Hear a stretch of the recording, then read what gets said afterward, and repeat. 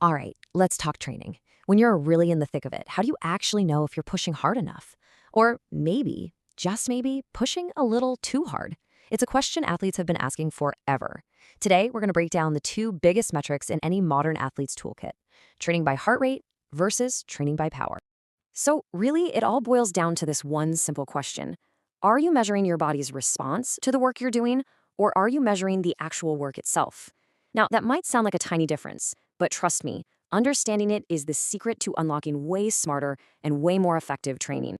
And this gets us right to the heart of it. This is the whole game right here. It's the difference between what your body is feeling, its physiological response, and what you are actually doing on the bike. One is a reaction, the other is a direct action. So here it is, laid out plain and simple. On one side, you've got heart rate. It's like this incredible look inside your body's engine room, telling you the physiological cost of the effort. But on the other side, you've got power, measured in watts. And that is just the raw, objective truth of the work you are putting into those pedals. No feelings, just fact. Look, if you remember one thing from this whole explainer, make it this. Say it with me. Heart rate is a response. Power is the output. Heart rate is the story your body is telling you about the effort. Power is the effort itself. That's the mantra, and it's what helps us figure out how to use both of them. So let's dive into heart rate first. I mean, it's been a training staple for decades, and for a really good reason. It gives us this amazing window into our internal engine. But here's the catch. That signal isn't just about how hard your legs are pushing. A whole bunch of other things are talking to your heart too. Just think about it for a second. Your heart rate can totally skyrocket on a hot day, even if your power is exactly the same as it was yesterday.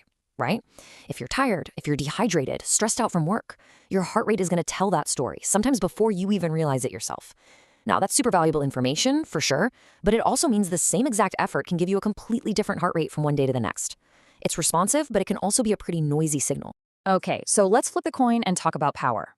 If heart rate is the body story, full of emotion and outside influences, then power is the unedited manuscript. It's just the direct, totally objective measure of the work you are doing right here, right now.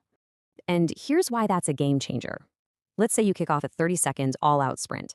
Your power meter instantly, that same second, shows you're putting out, say, 800 watts. But your heart rate, it's going to take a good few seconds to even start climbing. It has to catch up. That immediacy, that precision, gives you this incredible control over your workout intensity, especially for those short, sharp, structured intervals. Okay, so you've got this super precise number. Awesome. But what do you actually do with it? Well, that is where training zones come in. Think of them like a roadmap for your workout, telling you exactly how hard you need to go to get a very specific result. And the bedrock, the foundation for all of this, is one magic number, your FTP. That's your functional threshold power. The easiest way to think about it is like your personal power ceiling. It's pretty much the highest output you can hold steady for about an hour. Everything else we're going to talk about is built off this one single benchmark. Once you know your FTP, you've unlocked a completely personalized training system. And here is that system in action. Using that FTP number as your 100%, every single effort can be broken down into these very specific training zones. You got zone 2, your classic endurance stuff. That's where you build that big aerobic engine for those long, long days. But when you need to get faster, when you need to handle those race-winning attacks, you got to do targeted work up in zones 4, 5, and 6. You're specifically targeting your threshold, your VO2 max, and your pure neuromuscular power. This kind of precision makes sure that every single minute of your training has a purpose. Okay, so power is precise, it's objective, it's awesome. Does that mean we just check our heart rate monitors in the bin? No way, absolutely not. The smartest athletes out there, they don't think in terms of verses. They think in terms of having a complete toolkit. Now, this is so important to remember. These two systems are built on completely different foundations. You can't just say, oh, my zone 3 heart rate is the same as my zone 3 for power.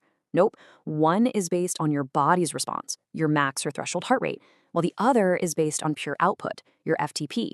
They're telling you different but complementary stories. So when do you use which one? Well, that's where the art of coaching comes in. An experienced coach makes that call based on a whole bunch of factors. The core message of all of this: use your heart rate to understand how your body is coping with the stress of training. Are you recovered? Are you fresh? Or, hey, maybe you're getting sick? Then, use power to measure exactly how much work you are actually doing.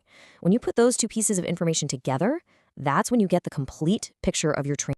So as you get ready for your next block of training, the question isn't which metric is better. The real question is which tool, or more likely which combination of tools, is going to help you crush your next big goal. Understanding the difference? Well, that's the first step to training a whole lot smarter.